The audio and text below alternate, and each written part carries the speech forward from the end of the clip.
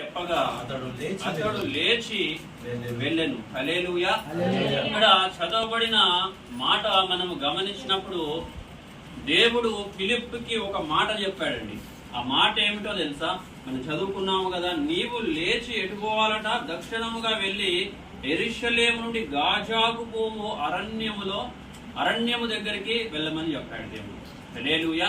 ఎక్కడికి వెళ్ళమని చెప్పాడండి ఫిలిప్పును దేవుడు? అరణ్యము దగ్గరికి వెళ్ళమని చెప్పాడు. అయితే దైవ సేవకులకు దేవుడు కొన్నిసార్లు స్వరము ద్వారా, ప్రేరేపణ ద్వారా, దర్శనము ద్వారా మాట్లాడి కొన్ని ప్రాంతాలను చూపించడము జరుగుతుంది. అక్కడికి వెళ్ళమని చెప్పడము జరుగుతుంది.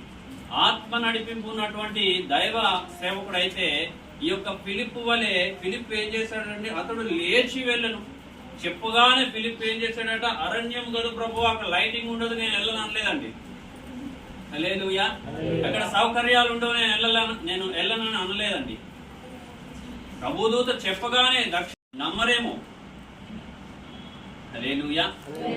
ఇదంతా నిజమేనా? చనిపోయిన వ్యక్తి ఎట్లా లేస్తాడు ఇప్పుడు, ప్రూవ్ చేయి అంటారేమో. తెలివి పెరిగిపోతా ఉంది, ఆలోచన పెరిగిపోతా ఉంది.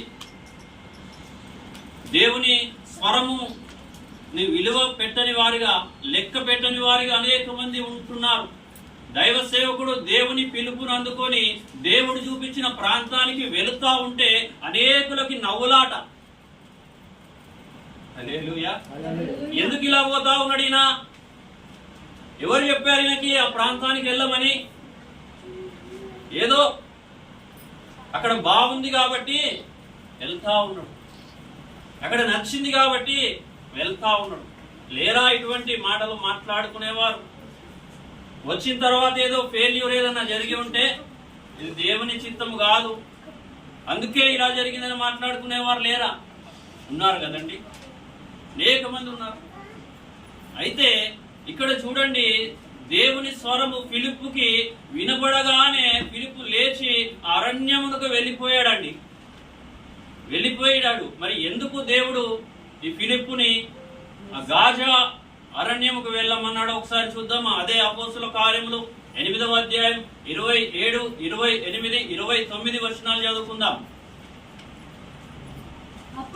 అప్పుడు ఐథియోపియుల రాణి అయిన కందాకే క్రింద మంత్రి అయి ఆమె యొక్క ధనాగారం అంతటి మీదనున్న ఐథియోపియుడైన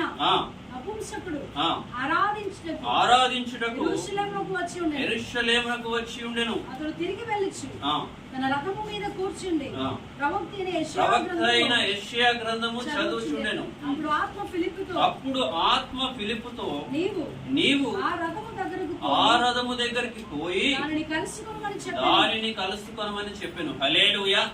ఇక్కడ చూచినప్పుడు ఫిలిప్పును దేవుడు అరణ్య ప్రాంతానికి ఎందుకు వెళ్ళమన్నాడో తెలుసా? ఆ యొక్క ఐథియోపియా మంత్రి అయినటువంటి ఒక వ్యక్తిని కలుసుకొనుటకు దేవుడు పంపించాడండి. ఇథియోపియా ఫైనాన్స్ మినిస్టర్, ఆర్థిక శాఖ మంత్రి. ఆ వ్యక్తిని కలుసుకొనుటకి దేవుడు వెళ్ళమన్నాడు. అయితే ముందే ఫిలిప్పుకి ఈ స్టోరీ అంతా చెప్పాడా? చెప్పలేదు కదా. ఇదిగో ఫిలిప్పు, నువ్వు లేచి యెరూషలేము నుండి గాజా వెళ్ళి అరణ్యముకు వెళ్ళు. ఇగో అక్కడికి వెళ్ళగానే అక్కడ ఒక ఐథియోపియా రాణి అయిన కందాకే కింద మంత్రిగా ఉన్నటువంటి ఒక వ్యక్తి ఉంటాడు, ఆయనను కలుసుకో, రథము దగ్గరికి వెళ్ళిపో అని చెప్పాడా? చెప్పలేదు కదా. ఏం చెప్పాడు? ఫిలిప్పు, నువ్వు లేచి దక్షిణ వైపున వెళ్ళి అరణ్య మార్గము దగ్గర ఉండు. హల్లెలూయా. అంటే దేవుడు ఒక దైవ సేవకునికి స్టెప్ బై స్టెప్ ఇన్స్ట్రక్షన్స్ ఇస్తాడు. ముందే మొత్తం చెప్పడండి దేవుడు. ఆ దైవ సేవకుడు ఎప్పుడైతే సమర్పణ కలిగి ఆత్మ ఆ యొక్క స్వరము విని లోబడి సమస్తమును విడిచిపెట్టి ఒక స్థలములోనికి వెళతాడో కొద్ది దినములు దేవుడు పరీక్షిస్తాడు. తరువాత దైవ సేవకుడికి దేవుడు ఏమి చేయాలో చెప్తాడు. దైవ సేవకుడు అనుకోకుండా వచ్చి ఉండవచ్చు, తప్పుగా వచ్చి ఉండవచ్చు, కానీ దేవుడు తప్పు కాదు. దేవుని స్వరము తప్పు కాదు, దేవుని నడిపింపు తప్పు కాదు. అనేక దినములు పరిశుద్ధాత్మ అభిషేకము కలిగి పరిచర్య చేసిన దైవ సేవకుడు అనాలోచితముగా ఒక ప్రాంతముకు వెళ్ళడం అనేది అసాధ్యమైన పని. హల్లెలూయా. రోజున ఫెయిల్యూర్ సక్సెస్ ను క్యాలిక్యులేషన్ చేసినప్పుడు ఇది ఉట్టిగా వచ్చాడులే, అనుకోకుండా వచ్చాడు అని నీకు అనిపించి ఉండవచ్చు. అది నీ ఆత్మీయ జ్ఞానము తక్కువగా ఉన్నదని అర్థం. కానీ దైవ సేవకుడు మాత్రం సరి అయిన దారిలో వెళ్ళేటువంటి స్థితిగతులను దేవుడు కల్పిస్తాడండి. కానీ దేవుడు ఒక స్థలంకు నడిపించిన తర్వాత వెంటనే పని చెప్పడు, ముందే పని చెప్పడు. ఇక్కడ చూడండి, ఫిలిప్పును అరణ్యంకు నడిపించిన తర్వాత ఏం చేయాలో చెప్పాడు. హల్లెలూయా. ఏం చేయాలంట? ఆ యొక్క ఐథియోపియా ఫైనాన్స్ మినిస్టర్ ని కలుసుకో, అతని రథము దగ్గరికి వెళ్ళిపో, ఆర్థిక మంత్రి దగ్గరికి వెళ్ళిపో అని చెప్తా ఉన్నాడు. ఎవరికి చెప్తా ఉన్నాడు తెలుసా? ఫిలిప్ ఎవరో తెలుసా? గొప్ప సువార్తికుడై ఉన్నాడు. ఈ గొప్ప సువార్తకుడిని దేవుడు అరణ్యముకు పంపించాడు. ఒక నపుంసకుణ్ణి కలుసుకోమని చెప్తా ఉన్నాడు. ఈయన రేంజ్ ఏంటి? ఈ ఫిలిప్ రేంజ్ ఏంటో తెలుసా? చూద్దామా ఒకసారి. అదే అపోస్తలుల కార్యములు 8వ అధ్యాయం 5, 6, 7, 8వ వచనం చదువుకుందాం.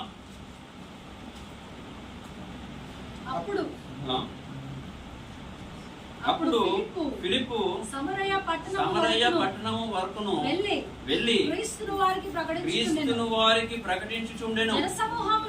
జనసమూహములు విని ఫిలిప్పు చేసిన సూచక క్రియలను చూచినందున అతడు చెప్పిన మాటల యందు ఏక మనస్సుతో లక్ష్యముంచగా అనేకులను పట్టిన అపవిత్రాత్మలు పెద్ద కేకలు వేసి వారిని వదిలిపోయాను.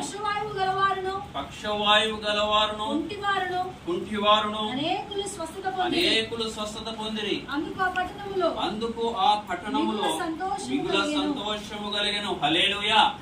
ఇది ఫిలిప్పు రేంజ్, ఇది ఫిలిప్పు స్థితి అయి ఉన్నది. ఏంటో తెలుసా ఆ స్థితి?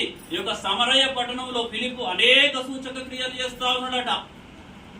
అపవిత్రాత్మలు ఈ ఫిలిప్పు ప్రార్థన చేసినప్పుడు పెద్ద కేకలు పెట్టి విడిచిపోతా ఉన్నాయట.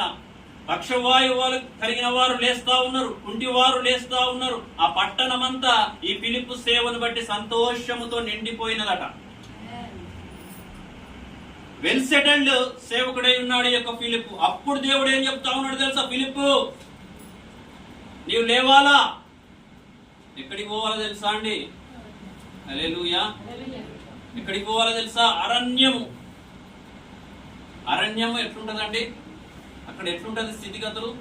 ఇక్కడ ఈయన చక్కటి సేవ చేస్తా ఉన్నాడు, ఇక్కడ ఈయన సూచక క్రియలు చేస్తా ఉన్నాడు, ఇక్కడ ఈయన కుంటి వారిని పక్షవాయువు గల వారిని లేపుతా ఉన్నాడు, ఇక్కడ ఈయన దయ్యాలు పట్టిన వారిని వదిలిస్తా ఉన్నాడు. ఆ సమయంలో దేవుడు స్వరము ద్వారా ఫిలిప్పు తోటి మాట్లాడి, ఫిలిప్పు నీవు లేచి దక్షిణ వైపు వెళ్లి యెరూషలేము నుండి గాజా అరణ్యముకు నీవు వెళ్ళనగానే ఇక్కడ ఇంత సేవ ఉన్నది, నేనెందుకు వెళ్తా ప్రభువా అని ఫిలిప్పు అన్నాడా? అనలేదు కదా. హల్లెలూయా. ఈ సమరయ పట్టణాన్ని నేను విడిచిపెట్టను అని అన్నాడా? అనలేదు కదా. కారణం ఏమిటి? ఫిలిప్పు దేవుని మాటకు లోబడతా ఉన్నాడు. ఈ రోజున దేవుని మాటకు లోబడిన సేవకుడు దేవుడు ఏ స్థలముకు వెళ్ళమంటే ఆ స్థలములకు వెళతాడు. ఫిలిప్పును అరణ్యముకు వెళ్ళమన్నాడండి, అరణ్యముకు వెళ్ళిపోయాడు. వెంటనే లేచి వెళ్ళిపోయాడట. అక్కడ ఏంటో అడగలేదు, అక్కడ ఇల్లు ఉందో అడగలేదు, అక్కడ వాకిలు ఉందో అడగలేదు, అక్కడ ఏం చేయాలో అడగలేదు, అక్కడ ఆహారం ఉందో అడగలేదు. కారణం ఏమిటో తెలుసా? దేవుడు ఎక్కడున్నా పోషిస్తాడన్న నమ్మకము. ఏలియాను కెరీతు వాగు దగ్గర ఉన్నా కూడా దేవుడు విడిచిపెట్టలే. ఉదయమందు అస్తమయమందు కాకోలములకు ఆజ్ఞాపించి ఆహారమును ఇచ్చి పోషించిన దేవుడై ఉన్నాడు. కనుక ఆ స్థితిని బట్టి ఈ యొక్క ఫిలిప్పు ఏం చేశాడో తెలుసా? ఫిలిప్పుకి ఏం చెప్పాడో తెలుసా? అరణ్యమునకు వెళ్ళమన్నాడు. వెళ్ళిన తర్వాత ఈ యొక్క ఐథియోపియా ఫైనాన్స్ మినిస్టర్ ఎక్కడికి వెళ్ళాలంటే దగ్గరికి పోయి ఆమెను కలుసుకో. ఎక్కడికి వెళ్ళాలట? ఈ ఫిలిప్పు అనే గొప్ప సువార్తికుడు ఎక్కడో అరణ్యంలో ఉంటున్నటువంటి ఈ యొక్క ఐథియోపియా ఫైనాన్స్ మినిస్టర్ దగ్గరికి వెళ్ళి ఆ యొక్క ఐథియోపియా ఫైనాన్స్ మినిస్టర్ ని కలుసుకోమని దేవుడు చెప్తా ఉన్నాడండి. మరి ఈ ఫిలిప్పు ఏం చేస్తాడో చూద్దామా? కింద 31వ వచనం చదువుకుందాం. ఫిలిప్పు దగ్గరకు పరిగెత్తుకొని పోయి అతడు ప్రవక్త అయిన యెషయా గ్రంథము చదువుచుండగా విని నీవు చదువునది గ్రహించుచున్నావా అని అడుగగా అతడు ఎవడైనను నాకు త్రోవ చూపుకుంటే ఎలాగు గ్రహింపగలనని చెప్పి రథమెక్కి తనతో కూర్చుండమని ఫిలిప్పును వేడుకున్నాడట. ఏం చేశాడట ఈ ఐథియోపియా ఫైనాన్స్ మినిస్టర్? నువ్వే నా దగ్గరకు వచ్చావులే అని చిన్న చూపు చూడలేదండి. నువ్వే పరిగెత్తుకొని వచ్చావులే అని చిన్న చూపు చూడలేదండి. ఏం చేశాడో తెలుసా? ఇదిగో రథంలోకి పైకెక్కి కూర్చోమని వేడుకుంటా ఉన్నాడట ఫైనాన్స్ మినిస్టర్. హల్లెలూయా. ఈరోజు ఫైనాన్స్ మినిస్టర్ కాదు, మామూలు వ్యక్తులు కూడా ఒక సేవకుడు వచ్చాడంటే ఎంత చిన్న చూపో. హల్లెలూయా. కానీ ఈ యొక్క ఆర్థిక మంత్రి మట్టుకు తన స్థాయిని ప్రక్కన పెట్టి పరిగెత్తుకొని వచ్చినటువంటి ఫిలిప్పును చిన్న చూపు చూడకుండా ఏం చేస్తా ఉన్నాడు తెలుసా? రథములోనికి ఆహ్వానిస్తా ఉన్నాడు, వేడుకుంటా ఉన్నాడట. హల్లెలూయా. ఈ రోజున ఈ స్థితిగతి ఎంతమందికి ఉన్నది? ఒక సేవకుడు వేరే ప్రాంతం నుండి ఈ ప్రాంతంకు వచ్చాడు అనుకో, నీ యొక్క రెస్పాన్స్ ఏ రకంగా ఉంది? ఆ సేవకుడు నీకు ఏ రకంగా కనబడతా ఉన్నాడు? ఏదో దారి తప్పు వచ్చిన వాడి వల్ల కనబడతా ఉన్నాడా? ఏదో అక్కడ సేవ లేక వచ్చిన వాడి వల్ల కనబడతా ఉన్నాడా? ప్రియ సంగమా, ప్రియ సహోదరి, ప్రియ సహోదరుడా, ఒకవేళ నీ ముందర సమస్తమును విడిచిపెట్టి దేవుని మాటను పట్టుకొని ఈ పిలుపు వలె పరిగెత్తుకొని వచ్చిన సేవకుడిని నీవు చిన్న చూపు చూస్తున్నావేమో.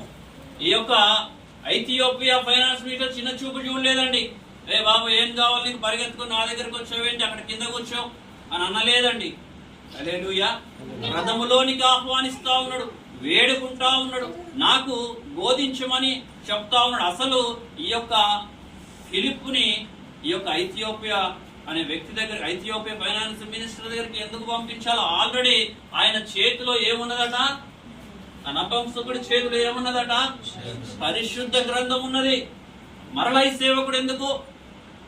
అనేకులు ఆలోచన చేస్తా ఉన్నాడు. ఆల్రెడీ మాకు దేవుడు తెలుసండి, ఆల్రెడీ మేము బాప్తిసం తీసుకున్నామండి, మాకు ఇక సువార్త ఎందుకు? హల్లెలూయా. దేవుని సేవకుణ్ణి దేవుడు ఈ ప్రాంతానికి ఎందుకు నడిపించాడో తెలుసా? ఆల్రెడీ నువ్వు బాప్తిసం తీసుకున్నావు, బానే ఉంది, నీకు బైబిల్ అంతా తెలుసు, నువ్వు పండితురాలువే, బానే ఉంది. కానీ దైవ సేవకుని ఈ హైదరాబాద్ ప్రాంతానికి దేవుడు ఎందుకు నడిపించాడో తెలుసా? ఇక్కడ ఒక సంఘముగా కట్టబడిన తర్వాత అనేకులు దేవుని నెరగని వారికి సువార్త ప్రకటించి వారిని రక్షించుట కొరకు దేవాది దేవుడు మరి ఈ యొక్క సుందర్ పాల్ పాస్టర్ గారిని ఈ హైదరాబాద్ ప్రాంతానికి నడిపించడం జరిగినది. హల్లెలూయా. అయితే నీ ముందరున్న దైవ సేవకుడు నీకు ఎలా కనబడతా ఉన్నాడు? పరిశీలన చేసుకోవాలి. హల్లెలూయా. అయితే ఈ సందర్భంలో ఈ యొక్క ఫిలిప్పు రాగానే ఆయన వేడుకున్నాడటండి. వేడుకున్న తర్వాత ఏం జరిగిందో చూద్దామా ఒకసారి. 36, 37, 38 వచనం చదువుకుందాం.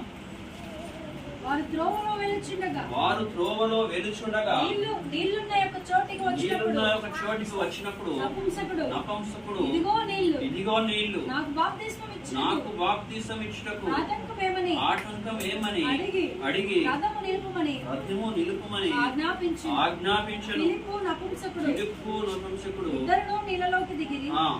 అంతటా ఫిలిప్పు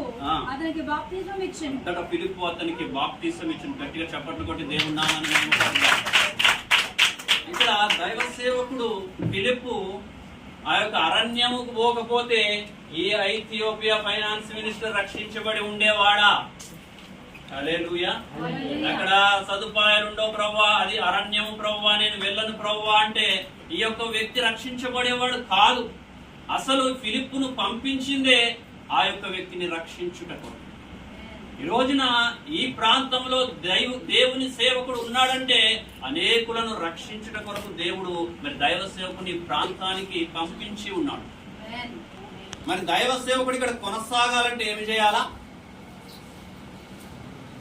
దైవ సేవకుడు అయితే దేవుని స్వరమును బట్టి, దేవుని నడిపింపును బట్టి ఫిలిప్పు వలె ఇది అరణ్యం అని తెలిసినా, ఇక్కడ ఇల్లు లేదని తెలిసినా, ఇక్కడ ఏమి జరుగుతుందో తెలియదు అని తెలిసినప్పటికీ రిస్క్ చేసి ఈ ప్రాంతానికి రావడము జరిగింది. హల్లెలూయా. వచ్చిన దైవ సేవకుణ్ణి మనం కాపాడుకోవాలి.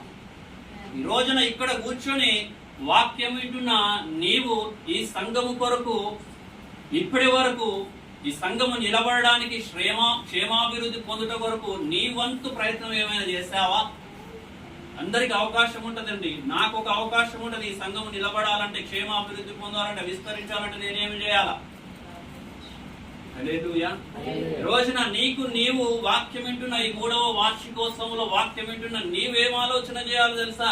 ఈ క్రీస్తు విజయ సహవాస సంఘము హైదరాబాద్ లో విస్తరించాలంటే నేనేమి చేయాలా?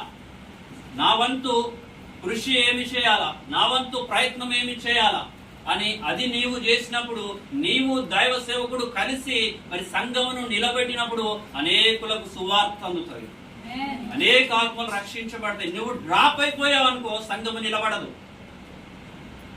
హల్లెలూయా. ఈ రోజున నీవు చేయగలిగినది దేవుని కొరకు చేస్తే చాలు. నువ్వు 1 కేజీ బంగారం తీసుకొచ్చి పాస్టర్ సుందరపాల్ గారికి ఇవ్వాల్సిన అవసరం లేదు. నీ ఇంటిని మరి పాస్టర్ సుందరపాల్ గారి పేరు మీద రాయాల్సిన అవసరం లేదు. నీవు ఏమి చేయగలుగుతావు అదే నీ చేతనైనది. హల్లెలూయా. ఈ ప్రాంతంలో ఒకవేళ నువ్వు ఉన్నట్లయితే, నువ్వు ఎంత దూరం ఉన్నా నెలకొక్కసారి ఈ సంఘము కొరకు నీవు వచ్చి బల్లలో పాల్గొన్నట్లయితే, ఒక్క ఆదివారము నీవు ఈ సంఘములో ఉన్నట్లయితే, నిన్ను బట్టి ఈ సంఘము నిలబడుతుంది. నిన్ను బట్టి ఇక్కడ సువార్త ప్రకటించబడుతుంది. సంఘము తీసివేయబడదండి. దైవ సేవకుడు రిటర్న్ రాడండి. ఆపింది ఎవరో తెలుసా? నీవే. ఈ అవకాశము నీ చేతిలో ఉన్నది. క్రీస్తు విజయ సహవాస హైదరాబాద్ సంఘము నిలబెట్టే అవకాశము దేవుడు నీ చేతిలో పెట్టాడు. నీవు నిలబెడతావా? రిస్క్ తీసుకోవడం ఎందుకులే? హల్లెలూయా. అంత దూరం నుండి నేను రాలేను అని డ్రాప్ అయిపోతావా? 3వ వార్షికోత్సవంలో పరిశుద్ధాత్మ దేవుడు సూటిగా నీతో మాట్లాడుతా ఉన్నాడు. ఏమిటో తెలుసా? ఈ సంఘమును నిలబెట్టే బాధ్యత నీకు అప్పగిస్తా ఉన్నాడు. ఈ సంఘ క్షేమాభివృద్ధి నీ చేతిలో పెడతా ఉన్నాడు. ఈ సంఘ విస్తరణను నీ చేతిలో పెడతా ఉన్నాడు. కారణం ఏమిటో తెలుసా? దైవ సేవకుడు నీవు కలిసి పనిచేస్తే ఈ యొక్క ఐథియోపియా ఫైనాన్స్ మినిస్టర్ రక్షించబడ్డట్టు ఈ ప్రదేశంలో అనేకులు రక్షించబడతారు. ఈ హైదరాబాద్ సంఘంలో ఎన్ని సంఘాలు వెంటిలేటర్ల మీద ఉన్నాయో తెలుసా? ఏమండి వెంటిలేటర్ అంటే తెలుసా? ఎవరికి తెలియదు అనుకుంటే ఇక్కడ ఉన్న వాళ్ళని చూస్తే. హల్లెలూయా. ఒక వ్యక్తి వెంటిలేటర్ మీద ఉంటే ఏం జరుగుతుందండి? ఆ వెంటిలేటర్ తీసేస్తే ఏం జరుగుతుంది?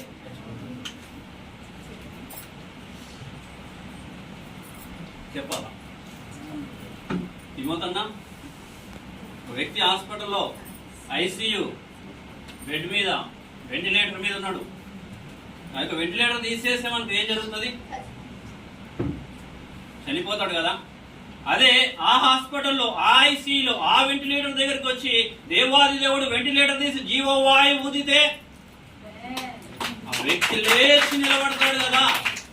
ఈ రోజున ఈ సంఘము గాలి వస్తా ఉన్నది, ఇక ఊడిపోతుందని చూస్తున్నావేమో గాని ఈ వెంటిలేటర్ మీద ఉన్న సంఘము దగ్గరికి దేవాది దేవుడు వచ్చి జీవవాయువు ఊదితే ఈ సంఘము క్షేమాభివృద్ధిని పొందుకుంటది.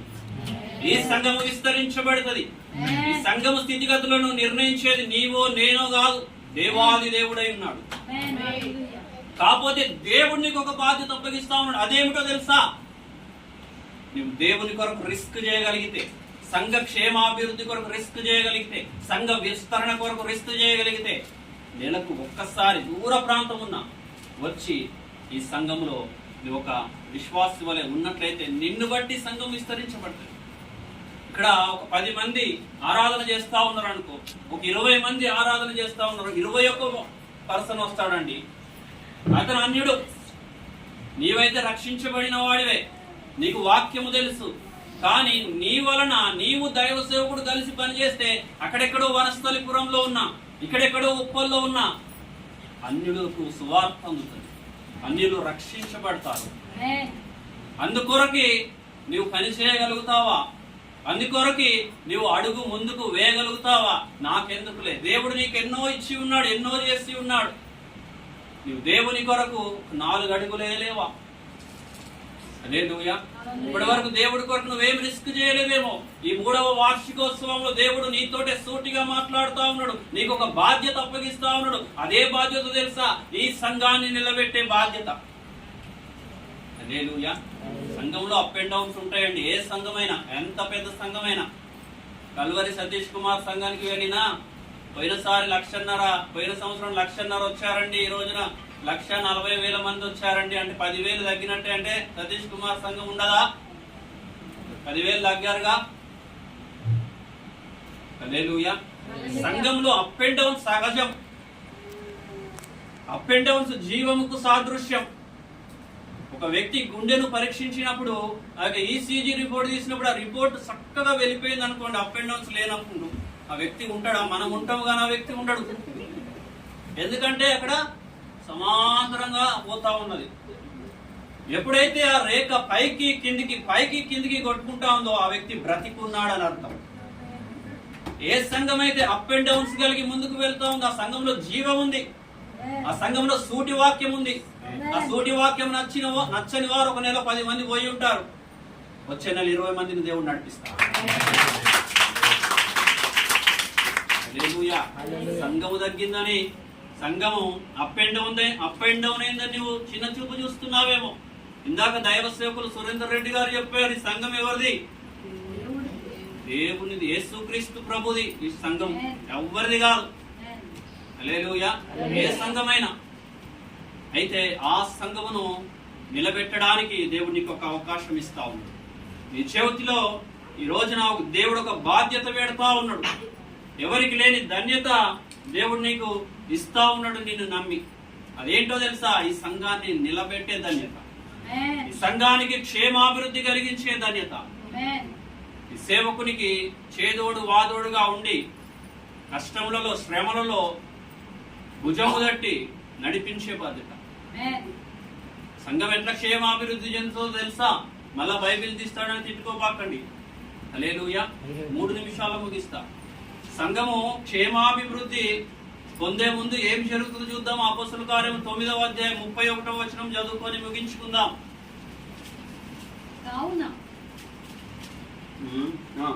కావున యూదయ గలిలయ సమరయ దేశములందంతటా సంఘము క్షేమాభివృద్ధి నందుచు సమాధానము కలిగి ఉండెను. మరియు ప్రభునందు భయమును పరిశుద్ధాత్మ ఆదరణ కలిగి నడుచుకొనుచు విస్తరించుచుండెను. హల్లెలూయా. ఇక్కడ బాగుంది కండి చదవడానికి, చాలా పాజిటివ్ గా ఉంది కదా. ఎందుకు పాజిటివ్ ఉంది? సంఘం విస్తరించబడతా ఉంది. ఎందుకు పాజిటివ్ ఉంది? సంఘం క్షేమాభివృద్ధి పొందుతా ఉన్నది. అదే సంఘం క్షేమాభివృద్ధి పొందకపోతే పాజిటివ్ ఉండదు కదా. అయితే సంఘము క్షేమాభివృద్ధి పొందే ముందు, సంఘం విస్తరించే ముందు ఏం జరిగిందో ఒకసారి చదివి ముగించుకుందాం. 28, 29, 30 చదువుకుందాం.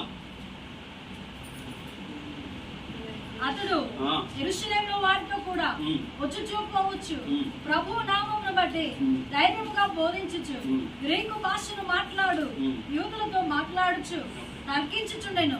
వారు అతనిని చంప ప్రయత్నము చేసిరి గాని సహోదరులు దీనిని తెలుసుకొని అతనిని కైసరయకు తోడుకొని వచ్చి తార్సునకు పంపిరి. హల్లెలూయా. సంఘము క్షేమాభివృద్ధి పొందింది అనగానే మనకు చాలా చక్కగా ఉంది వినడానికి. సంఘం విస్తరించబడింది అనగానే మనకు చాలా చక్కగా ఉంది వినడానికి. కానీ అంతకు ముందు ఏం జరిగిందో తెలుసా? పౌలు మీద మర్డర్ అటెంప్ట్ జరిగింది. ఏం జరిగిందండి? పౌలు మీద హత్యా ప్రయత్నం జరిగింది. అంటే పౌలుకు కష్టం వచ్చింది, పౌలుకు శ్రమ వచ్చింది. దైవ సేవకుడికి కష్టం వచ్చిన తర్వాత, శ్రమ వచ్చిన తర్వాత దేవుడు ఆ సంఘాన్ని క్షేమాభివృద్ధిలోకి నడిపిస్తాడు. దేవుడు ఆ సంఘాన్ని విస్తరింపజేస్తాడు. కారణం ఏమిటో తెలుసా? దైవ సేవకుడు ఆ కష్టములో గార్చిన కన్నీళ్లు, దైవ సేవకుడు పడ్డ కష్టము, దైవ సేవకుడు పడ్డ శ్రమ ఆ సంఘానికి క్షేమాభివృద్ధిని కలిగిస్తుంది, ఆ సంఘాన్ని విస్తరింపజేస్తుంది. పౌలు మీద మర్డర్ అటెంప్ట్ జరిగింది. వెంటనే సంఘం ఏమైంది? క్షేమాభివృద్ధి కలిగి విస్తరించబడ్డది. ఈ రోజున దైవ సేవకుడు కష్టంలో ఉన్నప్పుడు, శ్రమలో ఉన్నప్పుడు బాధపడదు. ఎందుకో తెలుసా? ఈ రోజు కష్టం ఉంది, రేపు సంఘ విస్తరణ జరగబోతా ఉన్నది. ఈ రోజు నష్టం ఉంది, రేపు సంఘ క్షేమాభివృద్ధి జరగబోతా ఉంది. ఈ శ్రమ, ఈ కష్టము, ఈ కన్నీళ్ళే సంఘ క్షేమాభివృద్ధికి పెట్టుబడి అయి ఉన్నది.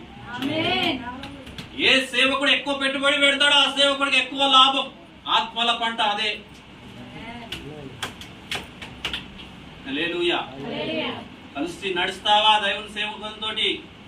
ఈ వాక్యం విన్న తర్వాత నీ వంతు ప్రయత్నం చేస్తావా? ఇంకొకరిని తీసుకొస్తావా ఈ సంఘానికి?